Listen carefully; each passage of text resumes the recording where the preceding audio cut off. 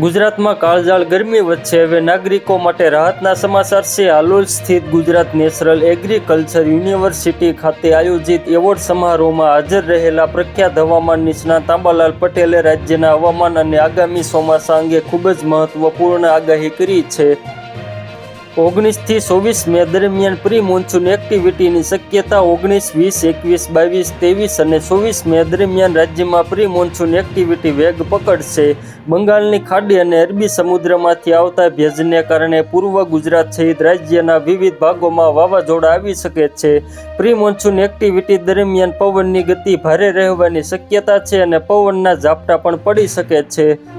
આ દરમિયાન 35 થી 40 કિમી પ્રતિ કલાકની ઝડપે પવન ફૂંકાઈ શકે છે। ચોમાસું 15 જૂનની આસપાસ સત્તાવાર રીતે ગુજરાતમાં પ્રવેશ કરે તેવી શક્યતા છે। આ સાથે 15 જૂન સુધી અરબી સમુદ્રમાં ચક્રવાત તોફાનની અસર પણ જોવા મળી શકે છે। 23 જૂનથી રાજ્યભરમાં સાર્વત્રિક અને સારા વરસાદની શક્યતા છે।